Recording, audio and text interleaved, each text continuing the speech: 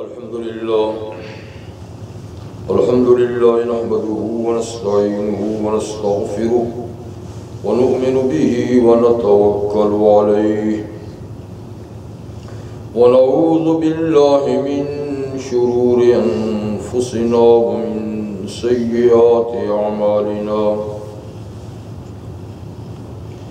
من يهده الله فلا مضل له ومن يضلل فلا هادي له ونشهد أن لا إله إلا الله وحده لا شريك له ونشهد أن سيدنا وسندنا ونبينا وشفيعنا وحبيبنا ومولانا محمدا عبده ورسوله صلى الله تعالى عليه وعلى آله وأصحابه وأزواجه وأتباعه وبارك وسلم تسليما كثيرا كثيرا.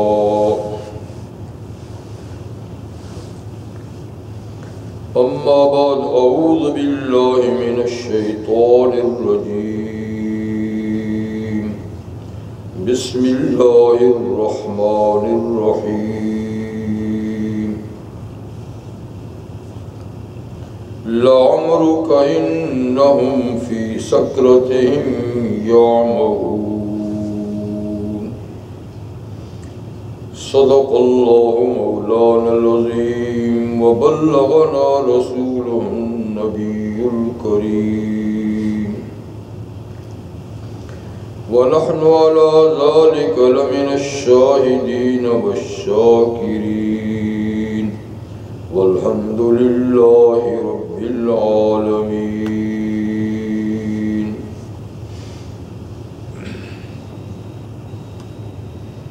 واجب الاحترام حضرات، آپ کے سامنے سورۃ الحجر سے ایک آیہ کریمہ اس وقت میں نے تلاوت کی.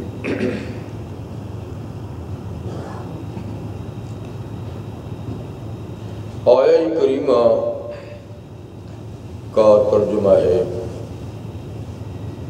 اے محمد صلی اللہ علیہ وسلم، آپ کی زندگی کی قسم کہ یہ قوم لوط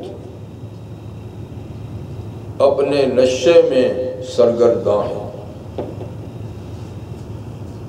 یعنی یہ جو برے افعال اور برے اعمال کر رہے ہیں تو ان کو ایک نشہ ہے ان اعمال بد کا، جس میں یہ بالکل حیران اور سرگرداں ہو کے لگے ہوئے ہیں.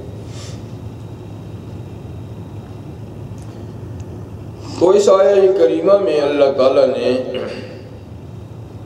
رحمت عالم صلی اللہ علیہ وسلم کی عمر مبارک یعنی آپ کی زندگی مبارک کی قسم اٹھائی.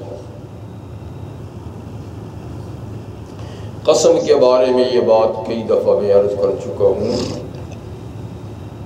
کہ اسلام میں اللہ کے سوا کسی کی قسم جائز نہیں، لیکن اسلام سے پہلے کسی نہ کسی اہم چیز کی قسم لوگ اٹھایا کرتے تھے، جس میں جسم کے معزز اعضاء ان کی بھی قسم ہوتی تھی، جیسے آنکھوں کی قسم، سر کی قسم کی. اسی طرح اشخاص کی بھی قسم ہوتی تھی، بیٹے کی قسم، باپ کی قسم، فلاں کی قسم، جگہوں کی قسم بھی ہوتی تھی. لیکن اسلام میں اس سے منع کر دیا گیا اور فرمایا کہ من احلف بغیر اللہ فقد اشرک، جس نے اللہ کے سوا کسی اور کے نام کی قسم اٹھائی اس نے شرک کا ارتکاب کیا. اس لیے کہ جب قسم اٹھائی جاتی ہے تو قسم اٹھانے والا یہ بتانا چاہتا ہے اپنے مخاطب کو کہ میں جس کا نام لے کر یہ بات کہہ رہا ہوں، اگر اس کا نام لے کر جھوٹ بولوں گا تو وہ میرے نفع نقصان کا اختیار رکھتا ہے،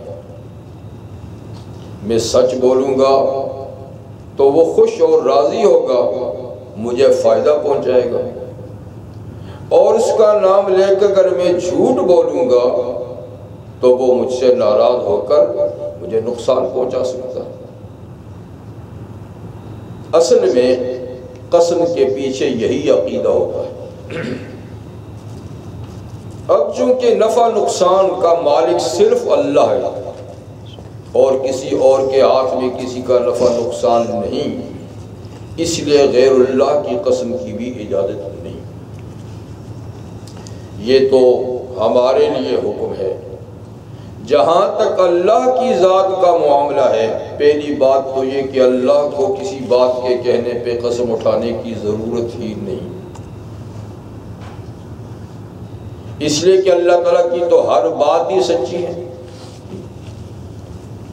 لیکن اس کے باوجود ہمارے محاورات کا، ہماری گفتگو کا خیال رکھتے ہوئے اللہ تعالیٰ نے بعض چیزوں کے بیان میں قسمیں اٹھائی ہیں، اور قسمیں اللہ تعالیٰ نے اپنی بھی اٹھائی ہے اور اپنی مخلوق کی۔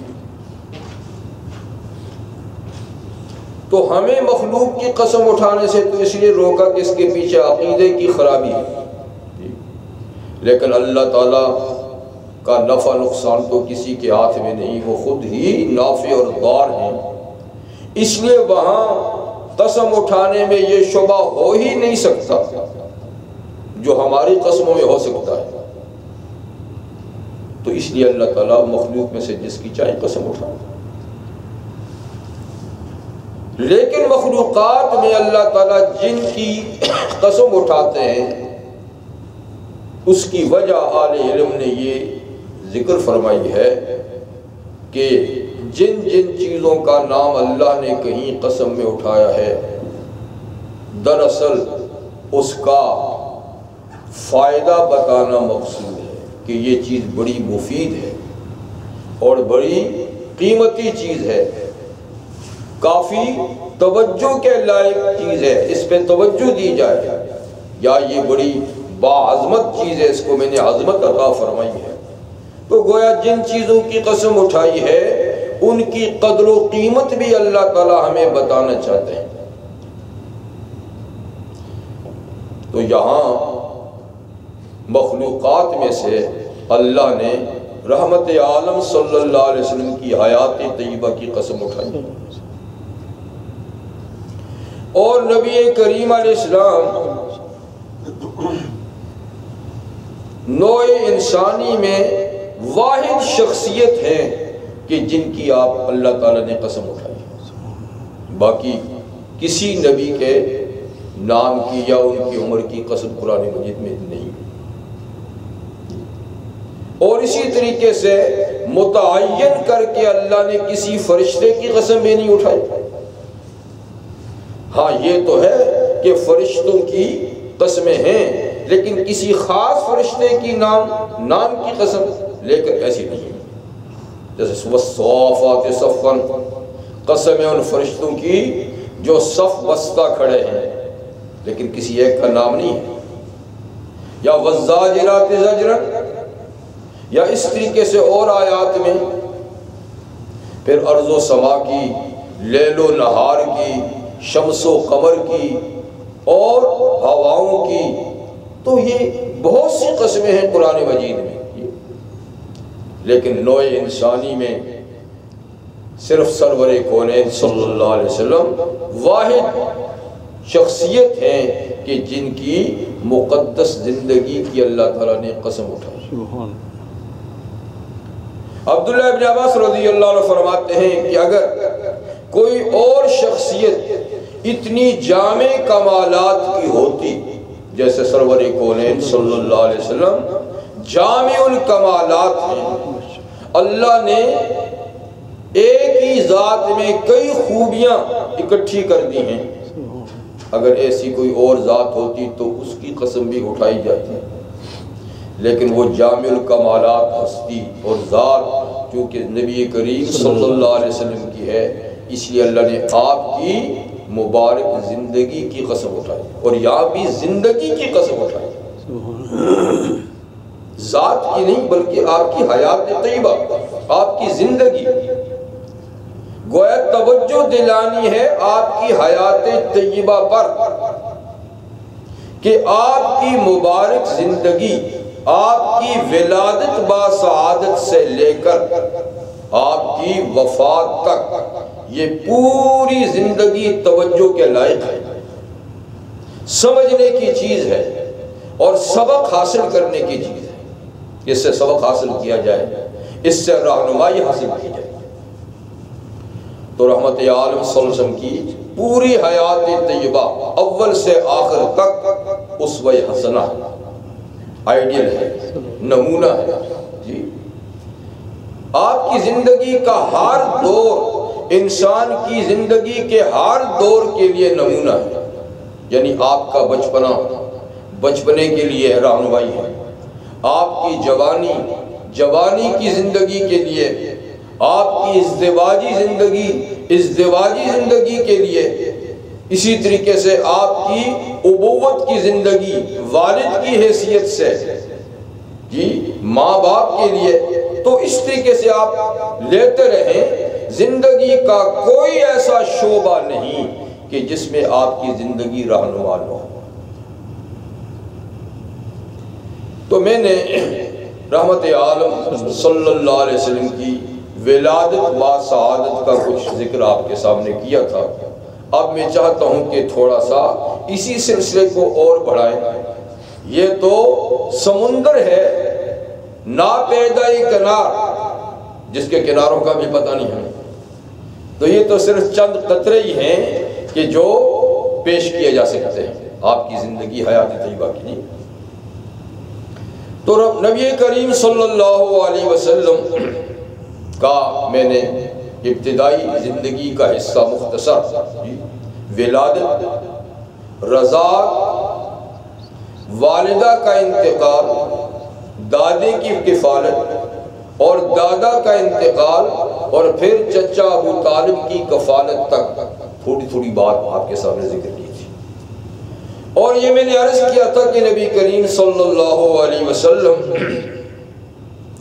چچا کے پاس جوانی تک رہے، بلکہ شادی جب تک نہیں ہوئی اس وقت تک چچا کے پاس ہی رہے،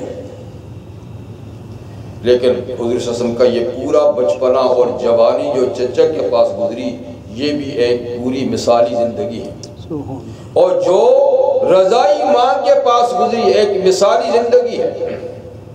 آپ ایسے سعادت مند بیٹے ثابت ہوئے کہ جس سے بڑا کوئی سعادت مند بیٹا دنیا میں پیدا نہیں ہو سکتا۔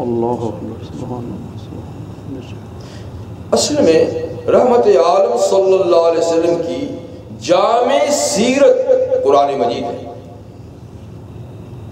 قرآن مجید آپ کی عملی سیرت ہے، یعنی آپ کی زندگی بالکل قرآن مجید کے مطابق، عملی تفسیر آپ اس کو کہیں، آپ کی سیرت آپ اس کو کہیں، جو قرآن میں ہے وہ آپ نے عملی زندگی میں کر کے دکھایا۔ ایک سعادت مند بیٹا، قرآن حکیم اس کی سعادت کو کیسے بیان فرماتا ہے، اس کو زندگی کے آداب کیسے سکھاتا ہے کہ ماں باپ کے ساتھ اس کی طرز حیات کیا ہونی چاہیے۔ اس سلسلے میں ایک جامع آیت سورۃ الاسراء میں اللہ تعالیٰ فرماتے ہیں کہ وَقَضَى رَبُّكَ أَلَّا تَعْبُدُوا إِلَّا إِيَّاهُ وَبِالْوَالِدَيْنِ إِحْسَانًا۔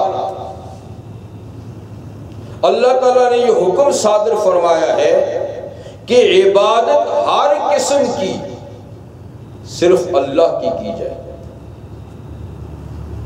بدن سے، مال سے جی اور فکر سے،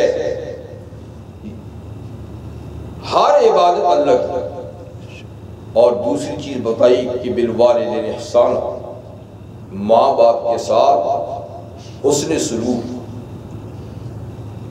ان کو اذیت سے بچانا اور ہر طرح کی خدمت ان کی بجا لانا، جس کی پھر تفصیل اللہ تعالیٰ نے اسی صورت میں بیان فرمائی۔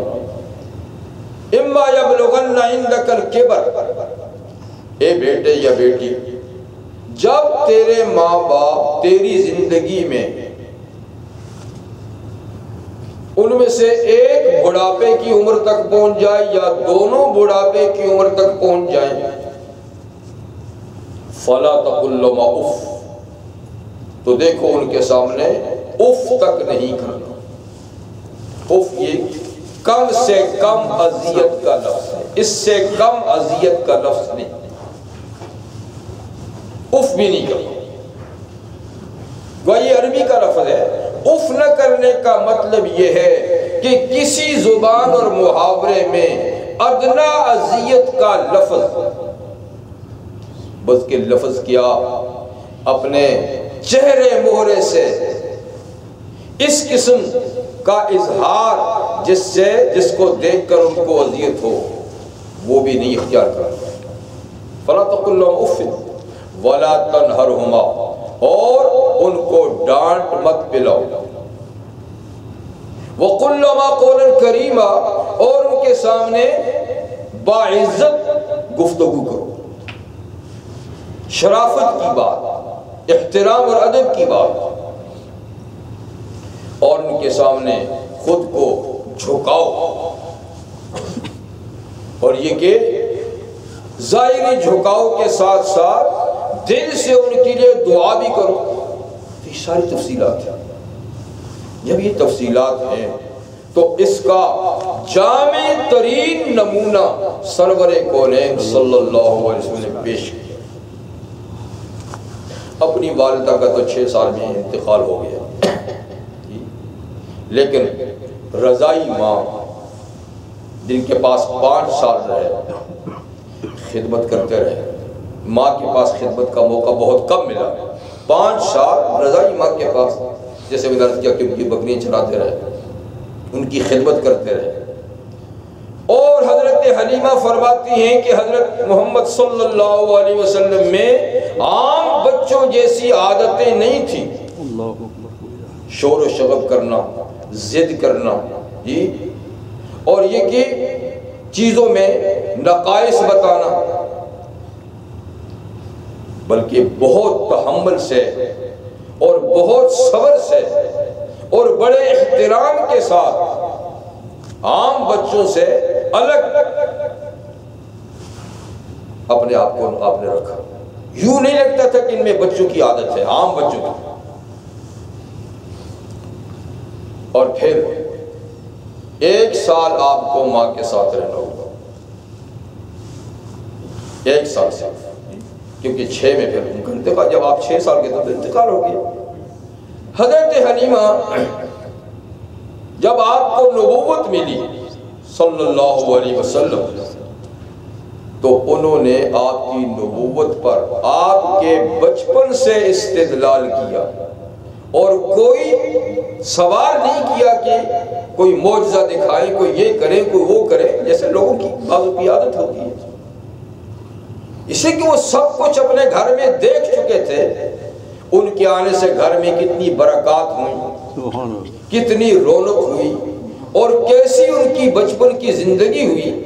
اس لیے جو ہی ان کو پتہ چلا کہ آپ نے نبوت کا اعلان کیا ہے، تو خود بھی، ان کے شوہر بھی، ان کی ایک بیٹی شیمہ رضی اللہ عنہ اور ایک بیٹے عبداللہ رضی اللہ عنہ، یہ چاروں حضرات گئے اور مسلمان ہوئے۔ صرف پتہ چلا کہ انہوں نے نبوت کا اعلان کیا ہے، تو بچپن کی زندگی ان کے لیے دلیل تھی۔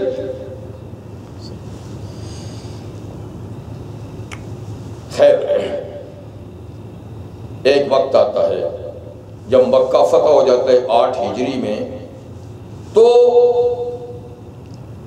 قبیلہ سعد جن کی حضرت حلیمہ سعدیہ ہیں اور قبیلہ حوازن، یہ دو قبیلے مکہ والے تو ختم ہو گیا سلسلہ، مقابلے کے قابل نہیں رہے.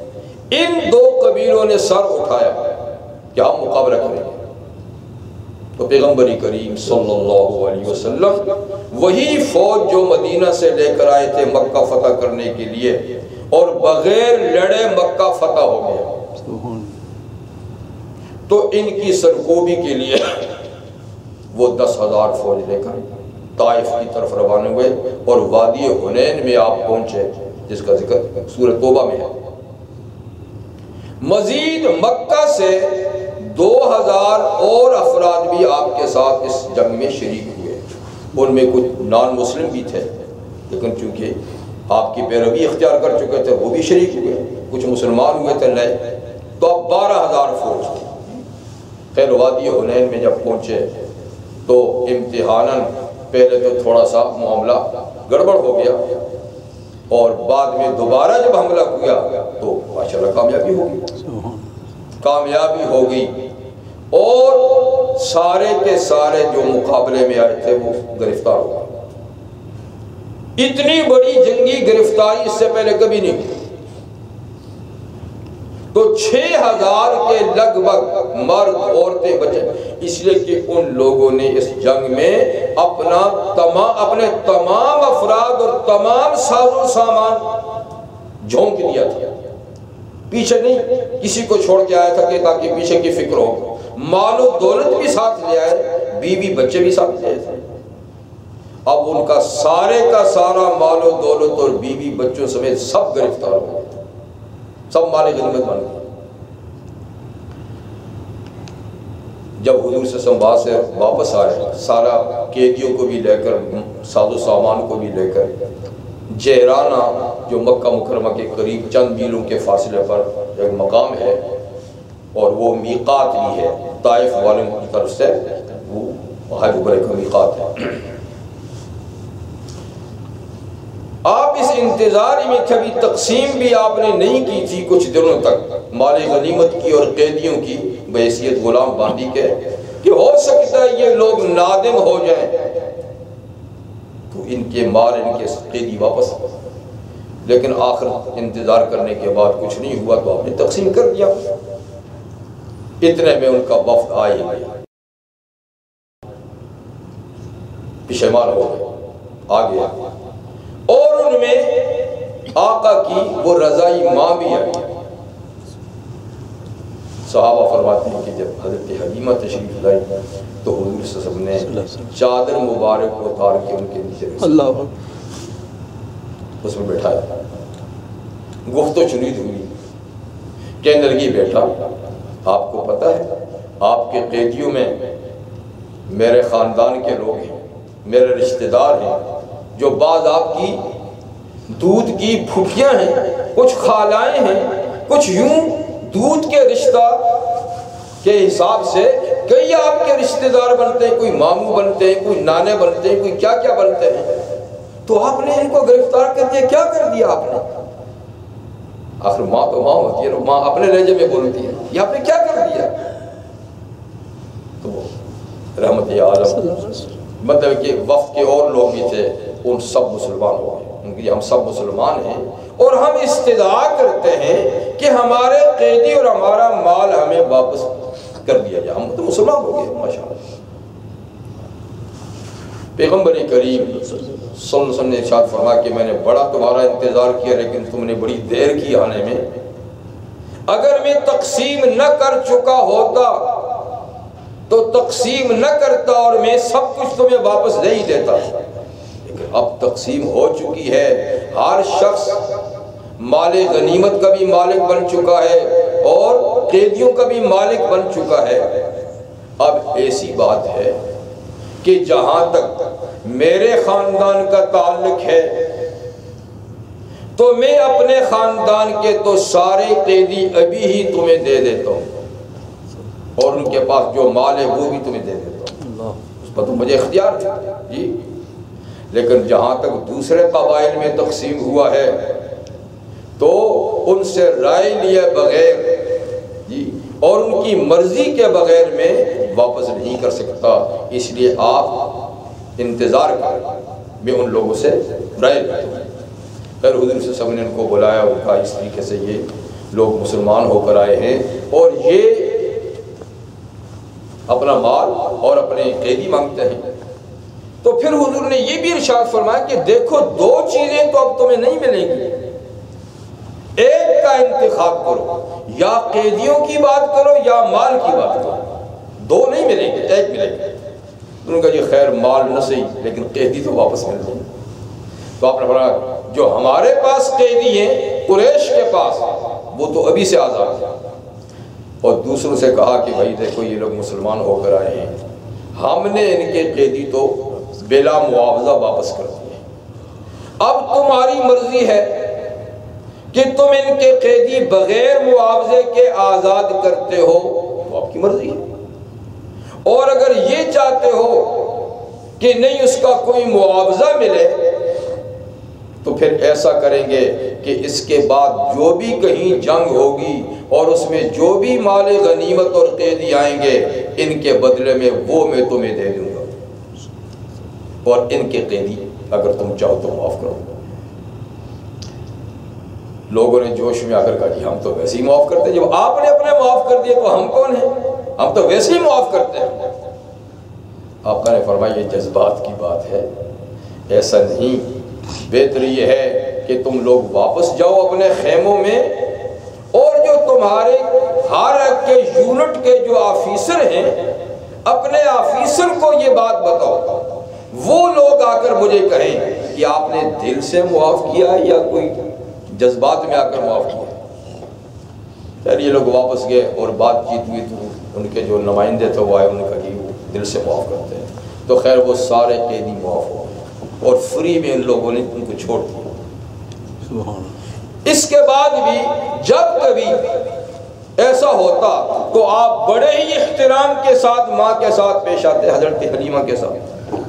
ابو طفیل رضی اللہ عنہ فرماتے ہیں ایک دفعہ ہم رحمت عالم صلی اللہ علیہ وسلم کی مجلس میں بیٹھے ہوئے تھے، اچانک ایک خاتون آئی تو حضور صاحب فوراً کھڑے ہو گئے اور اپنی چادر مبارک اتار کے نیچے بچھائی اور عزت و احترام سے اس خاتون کو اس کے اوپر بٹھایا۔ کچھ دیر گفتگو کی، ہمیں نہیں معلوم کیا گفتگو کی، پھر وہ خاتون اٹھ کے چلی گئی۔ ہم نے عرض کیا کہ آقا یہ کون معزز خاتون تھی کہ جس کی اتنی عزت و تکریم آپ نے فرمائی؟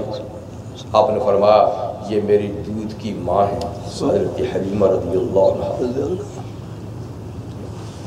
تو دو جہاں کے سردار ہیں نبی کریم صلی اللہ علیہ وسلم، امام الانبیاء ہیں، خاتم الانبیاء ہیں، لیکن ماں کی کتنی قدر ہے، اور ماں بھی صرف دودھ کی ماں ہے، حقیقی ماں ہوتی تو نہ معلوم کیا بات ہے۔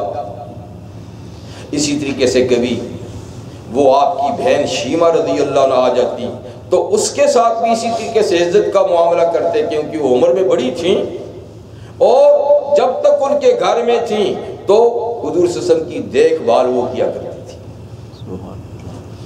ایسے ہی رحمت عالم صلی اللہ علیہ وسلم کی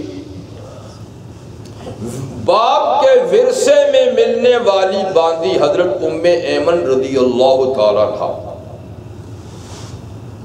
نام تھا ان کا حضرت برکت رضی اللہ عنہا، ام ایمن ان کی کنیت ہے۔ یہ باپ کی طرف سے حضور صلی اللہ علیہ وسلم کو وراثت بھی ملی تھی، یعنی آپ کے والد حضرت عبداللہ کی یہ باندی تھی، تو یہ وراثت بھی حضرت کو ملی، اور یہ آپ صلی اللہ علیہ وسلم کی دیکھ بھال کرنے والی تھی۔ ماں کا جب انتقال ہو گیا تو یہی ان کو رستے سے واپس لائیں مکہ میں اور دادے کے سپرد کیا، اور پھر حضور صلی اللہ علیہ وسلم کی بڑی خدمت کیا کرتی تھی، اسی لیے حضور صلی اللہ علیہ وسلم ان کا بڑا اکرام بھی کرتے تھے۔ چنانچہ حضور نے اپنے سب سے زیادہ محبوب صحابی حضرت زید کے ساتھ ان کا نکاح کیا، اور ان سے حضرت اسامہ رضی اللہ عنہ پیدا ہوئے، جو باپ بیٹا دونوں حضور کو بڑے محبوب تھے۔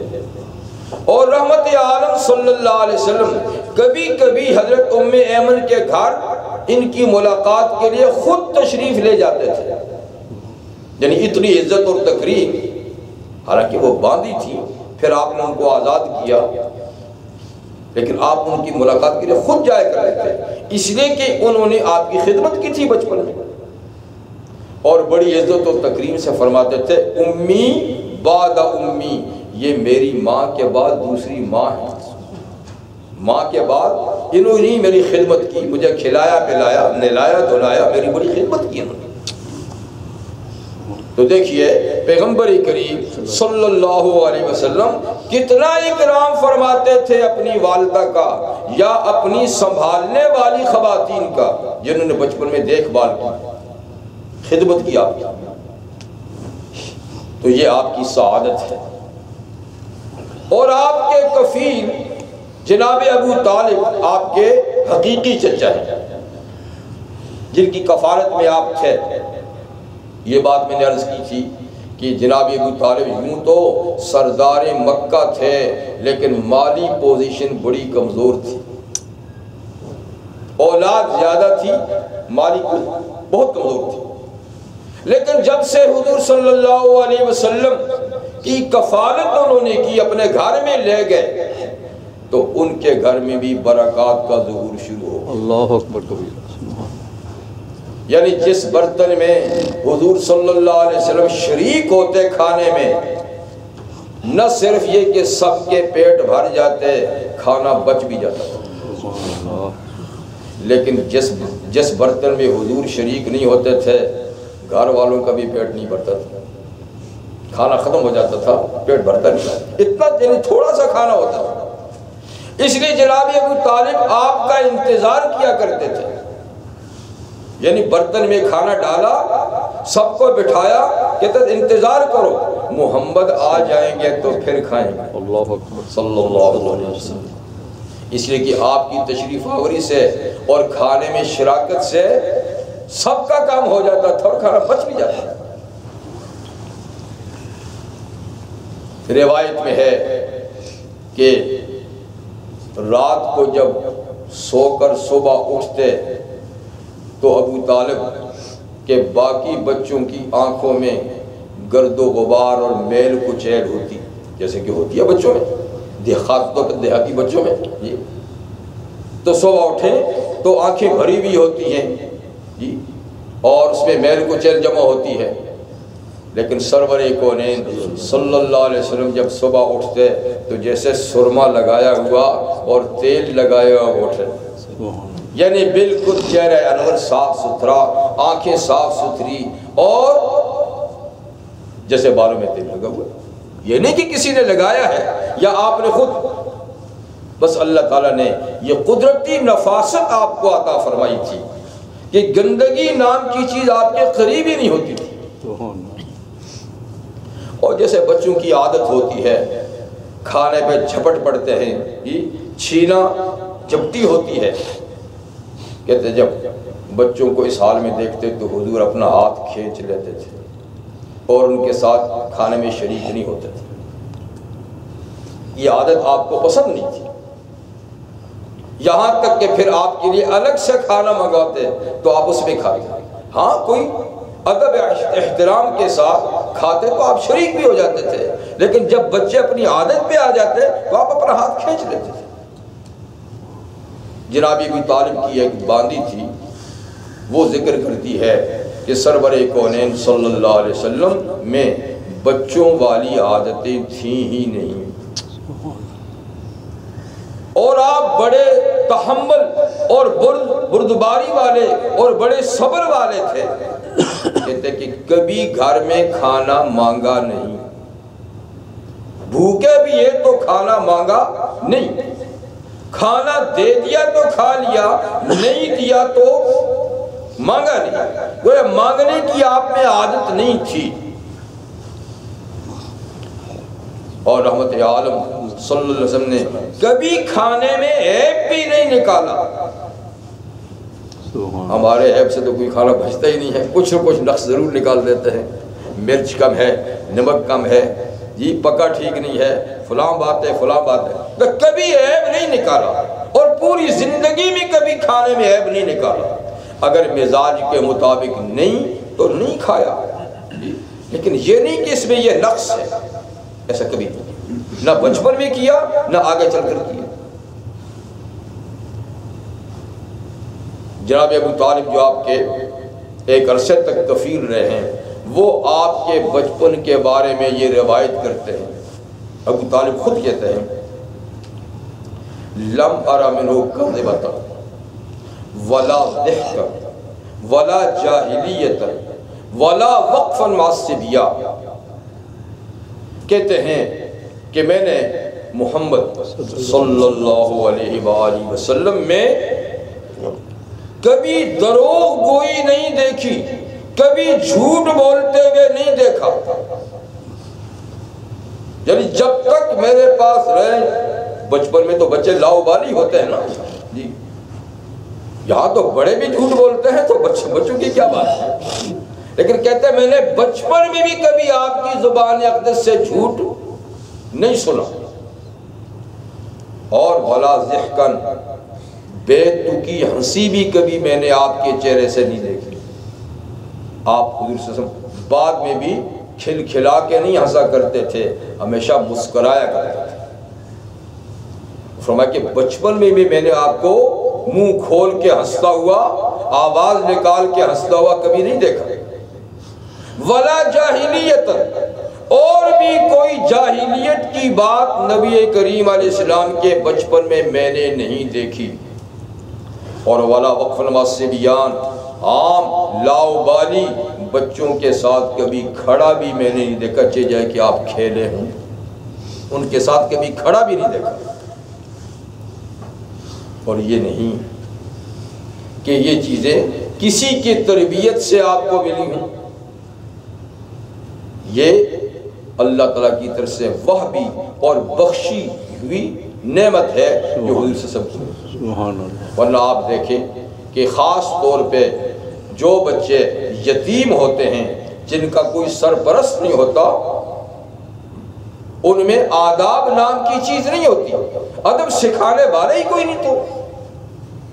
اور یہاں یہ ہے کہ آقا پیدا ہی یتیم ہوئے، سرپرست ملے لیکن وہ ایسی سرپرستی نہیں کر سکے، لیکن اللہ نے خود ایسی حفاظت فرمائی کہ حضور صلی اللہ علیہ وسلم کو ان چیزوں سے قدرتی نفرت تھی۔ بچے اگر دعوت بھی دیتے نا، آؤ میاں کھیلیں، تو آپ فرماتے تھے میں کھیل کے لیے پیدا نہیں ہوں، میں کھیلنے کے لیے پیدا نہیں ہوا، میری زندگی کا مقصد ہے۔ اور جس کی زندگی کا کوئی مقصد ہو وہ اپنے مقصد پہ نظر رکھتا ہے۔ یہ نہیں ہم کہتے ہیں کہ کوئی کھیل، ہر کھیل منع ہی ہے، ٹھیک ہے، کچھ جائز کھیل بھی ہیں اور اس کی اجازت بھی شریعت میں ہے کہ ذہنی تربیت کے لیے، جسمانی تربیت کے لیے آدمی کچھ وقت جائز کھیل کھیل لے، لیکن بہرحال جو بڑا مقاصد رکھتے ہیں ان کو تو کھیلنے کا موقع ہی نہیں ہوتا، ان کے پاس ٹائم ہی کہاں ہوتا۔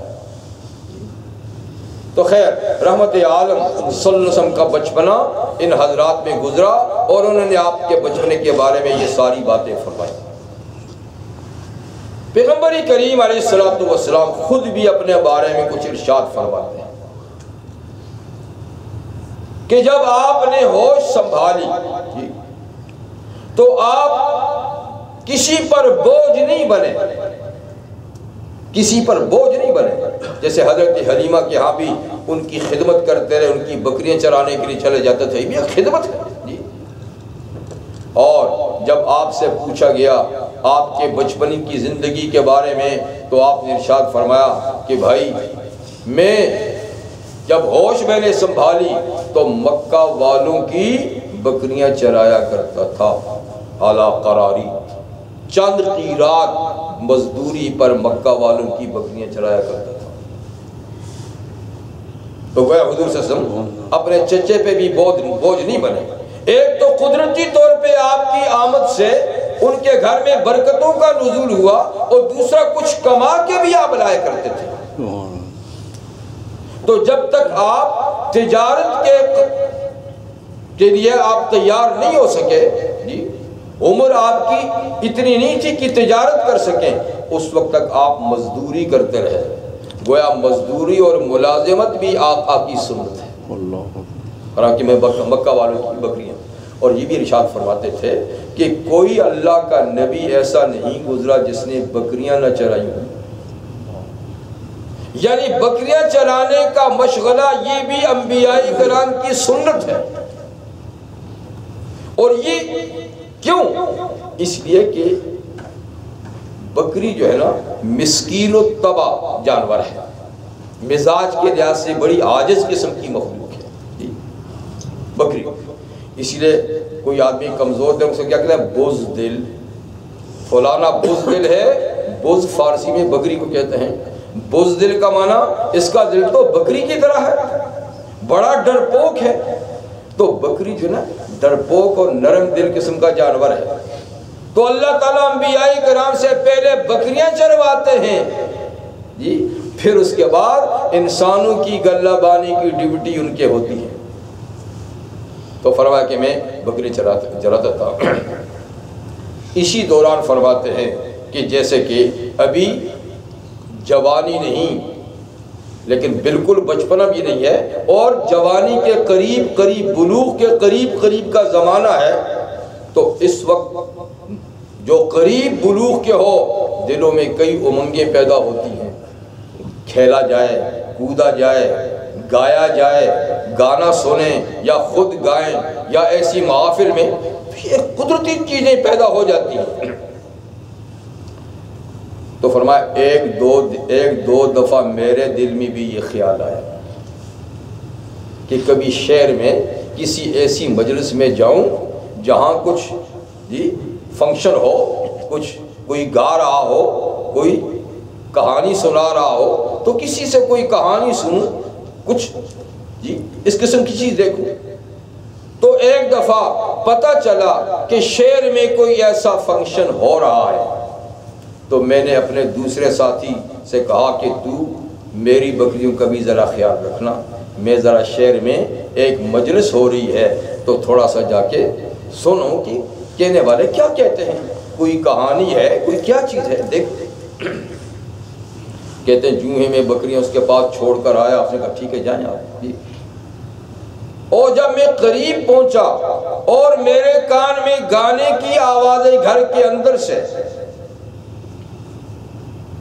تو ابھی میں بیٹھا ہی تھا کہ اللہ تعالیٰ نے میرے کان پہ تھپکی دے دی، سو گیا. اور اس وقت اٹھا جب ساری رات بیت گئی اور صبح کی دھوپ نے مجھے جگایا. جب دھوپ مجھ پہ پڑی تو میں جاگا، اور اس وقت وہ ساری فنکشن ان کا ختم ہو چکا تھا. تو یوں اللہ نے اس میں شرکت سے مجھے بچا دیا، سلا دیا. ایسا ہی ایک دفعہ اور واقعہ ہوا. تو پھر میں نے اپنے ساتھی بکری والے سے کہا کہ میری بکری دیکھیں، میں ذرا فنکشن میں ہو. لیکن پھر بھی آیا تو ایسا ہی ہو گیا، میں کچھ نہیں دیکھ سکا، کچھ نہیں سن سکا. اللہ نے ایسا سلایا کہ صبح تک سویا رہا. تو یوں اللہ تعالیٰ نے یعنی میری حفاظت فرمائی. رحمت للعالمین صلی اللہ علیہ وسلم. اور انبیاء کرام یاد رکھیے کہ نبی پیدائشی ہی نبی ہوتا ہے. نبوت کی ذمہ داری تو بے شک 40 سال کے بعد ملتی ہے، ڈیوٹی تو 40 سال کے بعد شروع ہوتی ہے، لیکن نبی تو پیدائشی نبی ہوتا ہے. اس لیے اس کے اندر صفات، کوالٹیز وہی ہوتی ہیں. اور نبی مصلح ہوتا ہے، شروع کی زندگی بھی اس کی اتنی پاکیزہ ہوتی ہے جیسے کہ جوانی کی زندگی، اور جیسے کہ نبوت کے بعد کی زندگی پاکیزہ ہوتی ہے. تو شروع سے زندگی پاکیزہ ہوتی ہے. اللہ تعالیٰ اپنے نبی کی حفاظت فرماتے ہیں. جب رحمت عالم صلی اللہ علیہ وسلم کی عمر مبارک 20 سال کی ہوئی تو اس زمانے میں 20 سال سے پہلے جب 12 سال کی ہوئی تو پہلا ایک تجارتی سفر پیش آیا. یعنی آپ کے چچا جناب ابو طالب مکہ سے قافلہ لے کر شام تجارتی قافلہ لے کر جانے لگے. حضور کی عمر 12 سال. اتنے عرصے میں چچا کی جدائی آپ پر بڑی شاق ہوئی کہ اچھا آپ جا رہے ہیں، دور کا سفر ہے، کتنا عرصہ اس میں لگے گا، میں آپ کے بغیر نہیں رہ سکتا، مجھے آپ ساتھ لے جائیں۔ حالانکہ وہ آپ کی سفر کی عمر نہیں تھی 12 سال کی، دور دراز کا سفر ہے، لیکن جب آپ پر یہ تنہائی شاق ہوئی اور خود چچا بھی آپ کے تو بہت خیال رکھنے والا تھا، تو انہوں نے کہا ٹھیک ہے آپ میرے ساتھ چلیں۔ حالانکہ اس عمر کے بچوں کو سفر میں نہیں لے جاتے تھے۔ تو رحمت عالم صلی اللہ علیہ وسلم یہ زندگی کا پہلا سفر ہے جو کسی تجارتی قافلے کے ساتھ آپ جا رہے ہیں۔ قافلہ چلتے چلتے ملک شام کے ایک سرحدی شہر بصرہ، ایک نا بصرہ عراق میں، ایک ہے بصرہ شام میں، تو وہاں جانا تھا۔ اس کے قریب ایک مقام پر پہنچے، پڑاؤ ڈالا، سٹاپ کیا وہاں پر، تو جہاں سٹاپ کیا درخت کے نیچے قافلے والوں نے، تو اسی کے قریب راہب کا سوما تھا۔ سوما خاص عبادت کا گھر ہوتا ہے، شخصی چرچ کی طرح ہی، عیسائی راہب تھا تو یہ اس کا ذاتی عبادت خانہ تھا، اس کو سوما کہتے ہیں۔ تو اس کا سوما پڑتا تھا۔ اس نے قافلے کا منظر دیکھا کہ قافلے پر بادل سایہ کر رہا ہے، ایک شخص ہے، پورے قافلے پہ نہیں، بادل کا سایہ۔ اور جب وہ قافلہ آ کر ٹھہرا درخت کے نیچے تو بادل کا ٹکڑا بھی اوپر آ کر سایبان کی طرح ٹھہر گیا، اور مزید یہ کہ درخت کی شاخیں بھی جھکنے لگی۔ اللہ تو وہ فوراً گیا اور اپنی جو اس کے پاس کتابیں وغیرہ تھیں اس میں سب کچھ پڑھا، وہ سمجھ گیا۔ تو اس نے سارے قافلے والوں کی دعوت کی، فوراً دعوت کے انتظام کیا، جتنے بھی قافلے میں لوگ تھے، اور دعوت کے بعد سب کو بلا بھیجا کہ جتنے لوگ بھی ہیں، چھوٹے ہیں بڑے ہیں قافلے میں، سارے کے سارے فلاں وقت میرے سومے کے پاس آ کر کھانا کھائیں۔ یہ پہلا موقع تھا، یعنی یہاں سے کئی دفعہ قافلے گزرے ہیں، یہی لوگ گزرے ہیں، کبھی اس نے پوچھا تک نہیں۔ آج پہلی مرتبہ سارے قافلے والوں کو اس نے دعوت پہ بلا لیا۔ لوگوں کو تعجب بھی ہوا، اور جب گئے تو پوچھ بھی لے کہ جناب ہم کوئی آج پہلی مرتبہ تو نہیں، یہاں سے تو ہمارا آنا جانا ہوتا رہتا ہے، کیا بات ہے آج آپ نے دعوت کی، پہلے کبھی نہیں کی؟ پھر اس نے پوچھا کہ بھائی کوئی آدمی پیچھے رہ تو نہیں گیا نا، سب آگے ہو تم لوگ؟ اس نے ہاں جی سارے ہی آگے ہیں، بس ایک بچہ ہے اس کو ہم وہاں چھوڑ آئے ہیں درخت کے نیچے، باقی ہم سب آئے ہیں۔ کہا میاں میں نے پہلے کہا تھا کہ بچہ ہے تو اس کو بھی لانا ہے، سب کو آنا ہے، جاؤ اس کو بھی لے کر آؤ۔ پھر آئے اور حضور صلی اللہ علیہ وسلم کو بھی لے گئے۔ وہ کتابوں کو دیکھ کر آپ کے مبارک حلیے کو سب کچھ اس نے دیکھا، پھر پوچھا کہ یہ بچہ کس کا ہے؟ دراصل تو دعوت بچہ ہی کے لیے تو کی تھی۔ تو جناب ابو طالب نے کہا جی میرا بیٹا ہے۔ کہا تیرا بیٹا تو نہیں ہو سکتا، یہ تیرا بیٹا نہیں ہو سکتا۔ اس نے کہا نہیں میرا بھتیجا ہے۔ ہاں یہ بولو میرا بھتیجا ہے۔ کہا میں ان کے چہرے مولے سے اور ان کی جسمانی ساخت سے میں معلوم کر چکا ہوں کہ یہ یتیم ہے، اس لیے کہ ایک نبی نے پیدا ہونا ہے جی، اور یہ جو درخت ہے نا اس کے نیچے جو ادھر سے گزرے نبی یہاں ضرور پڑاؤ کیا کرتے تھے۔ تو بہرحال میں نے تمہارے آنے سے یہ ساری چیزیں دیکھی ہیں، تو میری رائے یہ ہے کہ آپ کا بھتیجا ہے تو آگے بازار تک اس کو مت لے کر جاؤ، یہود اس کے دشمن ہیں، اور یہ مستقبل میں اللہ کا نبی ہونے والا ہے، اس لیے اس کو کم از کم یہیں سے واپس کر دو، باقی تم جاؤ اپنا کام کرو۔ تو اس طرح رحمت عالم صلی اللہ علیہ وسلم منزل مقصود تک نہیں جا سکے، بلکہ ان کو وہیں سے کچھ آدمیوں کے ساتھ واپس مکہ بھیج دیا۔ یہ آپ کی زندگی کا پہلا سفر تھا۔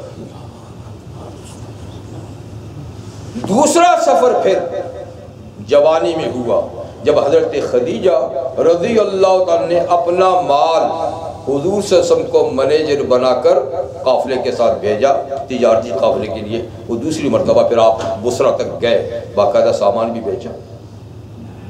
خیر یہ 12 سال کا واقعہ ہوا، یہ پہلا سفر ہے۔ جب 20 سال کے حضور ہوئے تو ایک جنگ ہوئی جس میں حضور صلی اللہ علیہ وسلم پہلی مرتبہ شریک ہوئے، اس کا نام ہے حرب فجار۔ فجار کا لفظ فجور سے، اور فجور کہتے ہیں گناہ کبیرہ کو، یعنی ایک ایسی جنگ جو بالکل سراسر ناجائز تھی، ظالمانہ تھی، اللہ کے قانون کو توڑنے والی تھی۔ حرب فجار یہ اس طرح ہوئی کہ عرب کا علاقہ کچھ رومی سلطنت کے قبضے میں تھا، کچھ ایرانی سلطنت کے قبضے میں تھا، لیکن حجاز جہاں مکہ اور مدینہ ہے یا اس کے آس پاس کا ایریا، اس پہ نہ رومیوں کا کنٹرول تھا نہ ایرانیوں کا کنٹرول تھا، اس لیے کہ یہاں تو کچھ پیدا ہی نہیں ہوتا تھا، تو ایسی جگہ کی طرف کسی کا رخ ہی نہیں تھا۔ تو آباد علاقے انہوں نے قبضے میں لیے ہوئے تھے۔ شام رومیوں نے لے رکھا تھا، یمن جو ہے وہ یا ان کے آس پاس جو ہے امارات کا علاقہ یہ ایرانی نے لے رکھا تھا۔ تو یہاں ان کے مقرر کردہ گورنر ہوتے تھے، یمن میں بھی اور یہ بالائی علاقے میں بھی۔ تو بالائی علاقے میں حیرہ کا ایک مقام ہے جو جہاں پر ان کا گورنر ہوتا تھا، جو بادشاہ ہوتا تھا ان کے ماتحت۔ جو حیرہ میں بادشاہ تھا یعنی ایرانیوں کا مقرر کیا ہوا عربوں کے لیے، وہ اوکاز ایک منڈی ہوا کرتی تھی سالانہ، اس میں سارے تاجر اپنا سامان لایا کرتے تھے، اور وہ کچھ عرصے کے لیے منڈی ہوتی تھی، پھر اس کے بعد ختم ہو جاتی۔ تو اس بادشاہ نے حیرہ سے کچھ اپنا مال اس منڈی میں بیچنے کے لیے بھیجنا چاہا، لیکن اس نے یہ چاہا کہ کسی ایسے آدمی کو مال دوں جو طاقتور ہو اور رستے میں دوسرے قبائل سامان کو لوٹ نہ لے، اس لیے کہ لوٹ مار بھی تو عربوں میں ہوتی تھی۔ تو کوئی طاقتور آدمی ہو جو سارے قبائل کا مقابلہ کر سکے اور لوگ اس سے ڈرتے ہوں اور اس مال کو۔ تو اس نے اعلان کیا کہ کون ہے جو میرا مال سارے قبائل سے بچا کر بحفاظت منڈی تک پہنچائے۔ تو قبیلہ قیس غیلان کے ایک آدمی نے کہا کہ میں ایسا کر دوں گا، آپ مجھے کمیشن لے لوں گا اور باقی آپ کا سامان پہنچا دوں گا۔ انہی کا ایک مخالف بنی کنانہ کا شخص تھا، ان میں آپس میں مخالفت تھی۔ اس نے کہا یہ کون ہوتا ہے، اس کو تو اس کی قوم نے ہی قوم سے نکالا ہوا ہے، یہ کیا تمہارے مال کو بچائے گا، مجھے دو، میں آپ کے سامان کو بحفاظت پہنچا سکتا ہوں۔ اصل میں یہ دونوں مخالف تھے۔ تو اس نے دل میں کہا کہ یہ میرا بزنس اور آتا ہے، تو اس نے میرا بزنس کنٹرول میں کر لیا، مجھے نہیں دیا، اچھا میں اس کو دیکھوں گا۔ جب وہ سامان لے کر چلا تو وہ طاق میں تھا رستے میں، اور اس نے اس کو قتل کر دیا۔ جب قتل کر دیا تو اب اس کا قبیلہ اور خاندان اور اس مقتول کا قبیلہ بنی کنانہ، اور بنی کنانہ کے ساتھ قریش جو تھے نا مکہ کے، یہ بھی ان کے حلیف اور ان کے ساتھی تھے، رفقا تھے، ان میں آپس میں جنگ ہو گئی، یعنی قیس غیلان کی اور کنانہ اور قریش کی جنگ ہو گئی۔ تو اس جنگ میں رحمت عالم صلی اللہ علیہ وسلم کی عمر مبارک 20 سال تھی، اور آپ اپنے چچاؤں کے ساتھ شریک تھے، لیکن چونکہ یہ حرمت والے مہینوں میں ہوئی، جن مہینوں میں جنگ کرنی منع ہے، ذی قعدہ پہلا حرمت والا معنی ذی قعدہ، پھر ذی الحجہ، پھر محرم، پھر رجب، ان میں عربوں میں جنگ نہیں ہوتی تھی، سخت گناہ سمجھتے تھے۔ لیکن یہ جنگ انہی مہینوں میں ہوئی، تو اسی لیے اس کا نام حرب فجار یعنی گناہ والی جنگ۔ خیر یہ حضور صلی اللہ علیہ وسلم اس وقت تو کوئی شریعت نہیں تھی نا، آپ 20 سال کی عمر میں تھے، تو چچاؤں کے ساتھ آپ صرف اس میں آئے تھے، اور آپ کا کام بھی باقاعدہ لڑنا نہیں تھا، صرف جنگی سامان کچھ تیر کمان وغیرہ اپنے چچاؤں کو تھماتے تھے، پکڑاتے تھے، آگے چلاتے وہی تھے، آپ صرف اتنا کام کرتے تھے کہ ان تک وہ پہنچا دیتے تھے۔ اس کے بعد چند مہینوں کے بعد ایک ایسا واقعہ مکہ میں نمودار ہوا کہ ایک خارجی اجنبی باہر کا آدمی کچھ مال تجارت دے کر مکہ میں آیا، اور مکہ کے ایک سردار پہ اس نے وہ سامان بیچا۔ جب سامان بیچا تو مکہ کے سردار نے اس کی قیمت نہیں ادا کی اور انکار کر دیا، نہیں دوں گا، قیمت نہیں دی۔ وہ بیچارہ بڑا چیخا چلایا، لیکن اس نے کہا وہ تو سردار تھا اور خود مکہ کا باشندہ تھا، کیا کر سکتا ہے۔ خیر وہ جبل ابو قبیس جو بڑا پہاڑ ہے صفا سے اوپر، اس پر چڑھا اور اس نے بڑے درد مندانہ انداز سے اشعار پڑھے، جس میں اپنی مظلومیت کا، اس کے ظالم ہونے کا اس نے ایسا ذکر کیا کہ کچھ خدا ترس لوگ جو تھے، جن کے دل نرم تھے، بڑے متاثر ہوئے۔ ان میں نبی کریم صلی اللہ علیہ وسلم کے ایک چچا جناب زبیر، وہ بھی بڑے متاثر ہوئے، اور انہوں نے فوراً کچھ رؤسائے مکہ کی میٹنگ طلب کی۔ عبداللہ بن جدعان، یہ بھی ایک سردار تھے مکہ کے، ان کے گھر میں عبداللہ بن جدعان نے باقاعدہ میٹنگ والوں کے لیے کھانے کا بھی انتظام کیا۔ خیر میٹنگ بھی، چند سردار اس میں اکٹھے ہوئے، کہا یہ کیا ظلم اور یہ کیا بدماشی ہو رہی ہے کہ باہر سے آنے والے لوگ یہاں سامان بیچے اور سامان لے اور ان کی قیمت بھی ادا نہ کرے اور انکار کرے، یہ تو بڑا ظلم ہے۔ تو ہمیں اس ظلم کے خلاف کوئی اتحاد کرنا چاہیے، کوئی تو خیر یہ سب لوگ اکٹھے ہوئے اور انہوں نے ایک معاہدہ کیا، ایگریمنٹ کیا آپس میں کہ ہم لوگ مظلوم کی مدد کریں گے اور ظالم سے مظلوم کا حق دلا کے رہا کریں گے، اور آئندہ ہم اس قسم کا ظلم اس شہر میں نہیں ہونے دیں گے۔ یہ چونکہ بہت اچھا معاہدہ تھا تو سرور کونین صلی اللہ علیہ وسلم بھی اس معاہدے میں باقاعدہ شریک تھے اپنے چچاؤں کے ساتھ، اور یہ اتنا اچھا یعنی مظلوم کی حمایت کا یہ معاہدہ اتنا اچھا تھا اور حضور کو اتنا اچھا پسند آیا کہ جب آپ نبی ہو گئے اور دنیا میں اسلام بھی پھیل گیا تو بھی حضور فرمایا کرتے تھے اگر اس قسم کے معاہدے کے لیے مجھے کافر بھی طلب کریں تو میں یہ ایسا معاہدے کے لیے ان کے ساتھ بھی شریک ہونے کے لیے تیار ہوں۔ کہ اچھا کام، اسلام تو نام ہی عدل و انصاف کا ہے جی، اور مظلوم کی حمایت کا نام ہے۔ سرور کونین صلی اللہ علیہ وسلم کے ارشاد گرامی ہے انصر اخاک ظالما او مظلوم، اپنے بھائی کی مدد کر خواہ تیرا بھائی ظالم ہے یا مظلوم،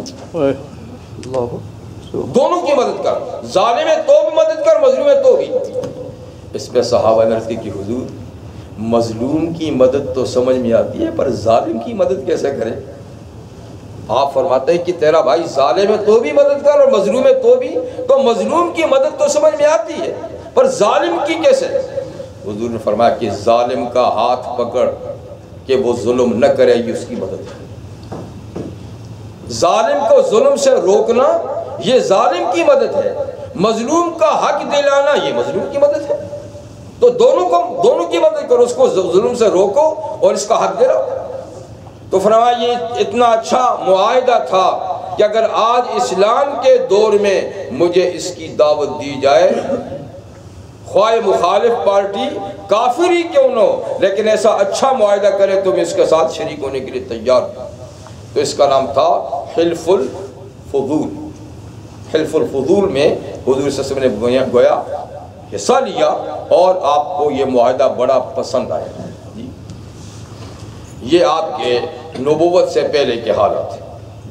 پھر حضور صلی اللہ علیہ وسلم اس زمانے میں اب ملازمت نہیں کرتے تھے کہ آپ عمر کافی بڑی ہو چکی تھی، اب آپ تجارت کیا کرتے تھے لیکن مقامی سطح پر باہر نہیں، اور آپ کے پارٹنر اس تجارت میں صائب بن صائب رضی اللہ تعالیٰ تھے۔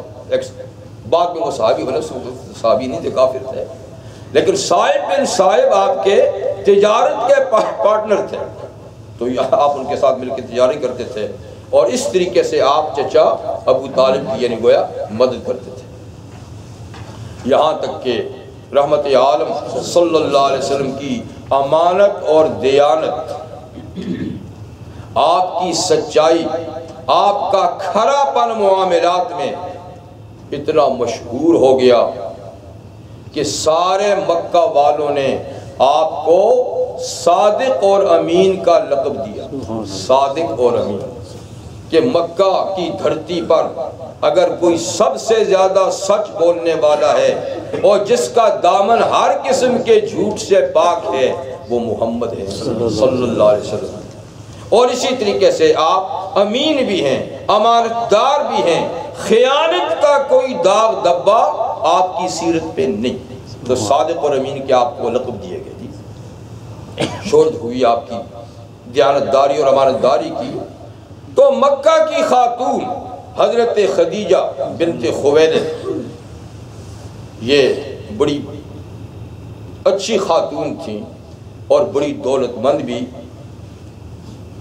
یہ خود تجارت نہیں کرتی تھیں کہ مال خود لے کر جائیں ادھر ادھر، نہیں، مال تھا ان کو، باپ سے بڑا مال ملا تھا، اور یہ تجارت کرتی تھی مضاربت کے قانون کے مطابق۔ مضاربت کا معنی کسی کو مال دیا کہ وہ تجارت کرے، اور جو منافع ہوگا وہ اصل مالک اور تاجر کے درمیان تقسیم ہو جائے گا، اس کو مضاربت کہتے ہیں۔ تو بہرحال اس پہ وہ مال دیتی تھی، تاجر لوگ جاتے تھے، ان کا مال بیچتے تھے، اور جو منافع ہوتا اس میں وہ حصہ دار ہوتے تھے۔ جب نبی کریم علیہ السلام کی تجارت اور امانت و دیانت کا ان کو پتہ چلا، تو حضور صلی اللہ علیہ وسلم کو انہوں نے پیشکش کی کہ آپ میرا بھی کچھ سامان لے کر تجارت کے لیے جائیں، اور میں عام تاجروں کو جتنا منافع دیتی ہوں آپ کو ڈبل دوں۔ البتہ کہ دوسرے تو پرواہ نہیں کرتے تھے، وہ پتہ نہیں اور بھی کس طریقے سے لیتے ہوں گے بیچ سے، اور آپ تو ماشاءاللہ امانت اور دیانت، تو آپ جو منافع کمائیں گے آپ کو ڈبل ملے گا اوروں کی نسبت سے۔ تو آپ نے کہا ٹھیک ہے، لیکن یہ پہلا سفر ہے جو آپ خود بحیثیت تاجر کے اور مال کے مشترکہ مال کے مینیجر کی حیثیت سے آپ جا رہے ہیں، یہ پہلا سفر ہے۔ اس نے اپنا غلام، حضرت خدیجہ نے اپنا غلام میسرہ اس کا نام تھا، وہ بھی ساتھ کر دیا کہ آپ بھی ان کے ساتھ جائیں، اور رستے میں ذرا چیک بھی کرتے رہیں ان کے بارے میں، تو بہت کچھ میں نے سنا ہے جی، تو ان کے حالات، کیفیات، ان کی زندگی رستے میں کیسے گزرتی ہے، اس بارے میں یہ معلوم کرنے کے لیے بات چاہیے۔ میسرہ حضور صلی اللہ علیہ وسلم لے کر سامان گئے، اور وہی بصرہ تک پہنچ گئے،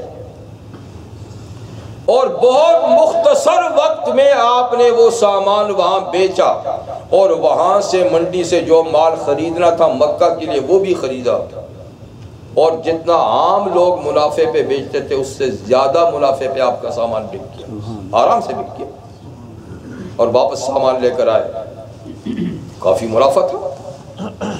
اور میسرہ نے رستے میں جو رحمت عالم صلی اللہ علیہ وسلم کی کرامات دیکھی، اس آپ کی اخلاقیات اور قدرت کی عنایات، وہ سارے قصے بھی بیان کیے، تو حضرت خدیجہ بہت متاثر ہوئیں، تو خیر انہوں نے خود حضور صلی اللہ علیہ وسلم کو نکاح کا پیغام بھجوایا، کسی کے تھرو، اپنی بہن کے تھرو یا اس طریقے سے۔